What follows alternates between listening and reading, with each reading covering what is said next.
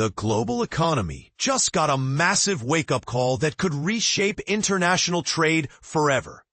President Donald Trump's extensive tariff system has officially launched, hitting over 90 nations worldwide with import taxes that he claims will bring billions of dollars streaming back into American coffers. But here's where it gets controversial. These aren't just economic policies. They're geopolitical weapons being wielded to force entire countries to bend to America's will. Just moments before his negotiation deadline expired, Trump took to Truth Social to announce that his import taxes were already generating massive revenue for the United States. His strategy? Force jobs and manufacturing operations to relocate back to American soil through financial pressure that makes overseas production less attractive. But wait, there's more brewing beneath the surface. On Wednesday alone, Trump dropped two bombshells that sent shockwaves through international markets. First, he issued an ultimatum to India: stop purchasing Russian oil or face a crushing 50% tariff increase. Second, he threatened to slap a devastating 100% tariff on all foreign manufactured computer chips, essentially doubling their cost to push technology companies toward domestic investment. Think about this for a moment. We're witnessing the weaponization of trade policy on an unprecedented scale. Trump's approach goes far beyond traditional economic strategy. He's systematically restructuring global commerce to serve American interests first, regardless of the international fallout. Here's what most analysts are missing. Trump views the current global trading framework as fundamentally rigged against American workers and businesses. His primary campaign promise involved slashing the trade deficit, that gap between what America purchases from other nations versus what it sells to them. These tariffs represent his most aggressive attempt yet to rebalance those scales. Let's break down how these import taxes actually function, because this affects everyone. When American companies import goods from other countries, they now face additional taxes that can range anywhere from 15 to 50% of the product's value. Those businesses typically pass these extra costs directly to consumers, meaning everyday Americans ultimately pay higher prices for imported items.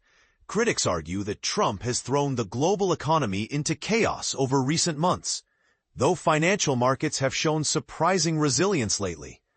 Here's a startling fact that puts everything in perspective. America's overall tariff rate has reached its highest level in nearly a century, thanks to various industry-specific taxes affecting everything from automobiles to steel products. These Thursday tariffs weren't sprung on the world overnight. Trump first announced them back in April, then paused many of them when markets became turbulent, and to allow nations time to negotiate better trade agreements with the United States. He established a complex web of different rates for various countries, constantly adjusting them based on ongoing negotiations, ultimately setting August 7th as his final deadline. And this is the part most people miss. Southeast Asian economies that depend heavily on exports are bearing the brunt of this trade war. Manufacturing powerhouses like Laos and Myanmar face some of the steepest penalties at 40%. Trade experts suggest Trump deliberately targeted nations with strong commercial ties to China, using them as proxy battles in his larger economic confrontation with Beijing. Interestingly, despite months of uncertainty, Asian markets responded with surprising calm when the tariffs officially launched. Major stock exchanges in Japan, Hong Kong, South Korea, and mainland China posted modest gains, while Indian and Australian markets experienced slight declines. According to economist Bert Hoffman from Singapore's National University, these latest tariffs might actually provide some stability after months of chaotic uncertainty. This is supposed to be it, he explained. Now you can start to analyze the actual impact of the tariffs. Several major economies managed to negotiate their way out of the worst penalties. The United Kingdom, Japan, and South Korea all secured agreements ensuring their exports to America would face lower tariff rates than Trump initially threatened in April. The European Union also reached a framework agreement with Washington, accepting a 15% tariff on goods from their trading bloc. But here's where things get really interesting and controversial. Switzerland couldn't reach any agreement with the United States and now faces one of the highest tariff rates at 39%. Swiss officials called an emergency meeting for Thursday to address this economic crisis that threatens to devastate their export-dependent economy. Even America's allies aren't getting special treatment. Taiwan, a crucial Washington ally in Asia, received a 20% tariff despite their strategic partnership. President Lai Ching-te called the rate temporary, while emphasizing that negotiations with the United States continue. Trump's tariff strategy extends well beyond these 90 countries. He's simultaneously targeting America's three largest trading partners, China, Canada, and Mexico, each with different political objectives in mind. Last week, he escalated the Canadian tariff rate from 25% to 35%, claiming Canada had failed to cooperate in stopping fentanyl and other illegal drugs from crossing into the United States. Canadian officials insist they're actively cracking down on drug trafficking organizations, but Trump apparently considers their efforts insufficient.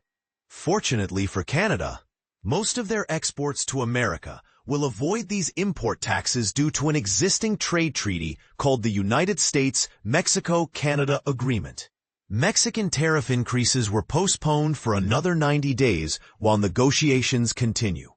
Meanwhile, the United States and China have engaged in multiple diplomatic discussions trying to extend a 90-day tariffs pause scheduled to expire on August 12th.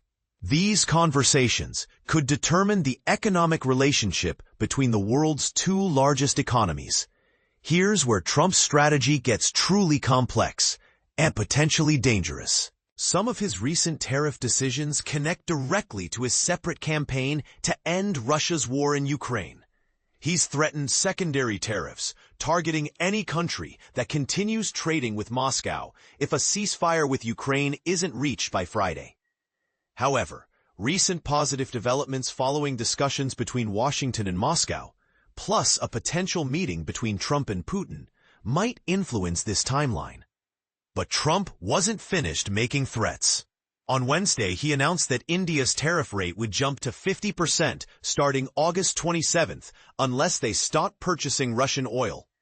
India, the world's third-largest energy importer, immediately condemned this move as unfair, unjustified, and unreasonable, while vowing to protect their national interests. Market analyst Farhan Badami from financial services firm eToro called this a sharp change in Trump's approach to Moscow that could worry other countries currently negotiating with the United States. There's the possibility that India is only the first target Trump intends to punish for maintaining trade relations with Russia, Badami warned. The same day brought another major announcement. Trump declared he would impose a 100% tariff on all foreign-manufactured semiconductors. This threat emerged just as technology giant Apple announced a $100 billion investment in American operations, after facing pressure from the White House to relocate more production domestically. Interestingly, major chip makers who've already invested significantly in American facilities appear positioned to avoid this new tariff. Government officials in Taiwan and South Korea have stated separately that TSMC, SK Hynix, and Samsung would receive exemptions from the new levy, though the White House hasn't officially confirmed these arrangements. So here's the million-dollar question that nobody's asking. Is Trump's tariff strategy actually working, or is he pushing the global economy toward a devastating trade war that will hurt American consumers more than it helps American workers? The evidence remains mixed, and the long-term consequences won't be clear for months or even years. What's your take on this unprecedented approach to international trade? Do you believe these tariffs will successfully bring manufacturing jobs back to America? Or will they simply make everyday products more expensive for American families? And perhaps most importantly, should other world leaders be responding with their own retaliatory tariffs? Or is cooperation still possible in this increasingly hostile trade environment? The stakes couldn't be higher, and every consumer, worker, and business owner has a stake in how this economic experiment plays out. What side of this debate do you find yourself on?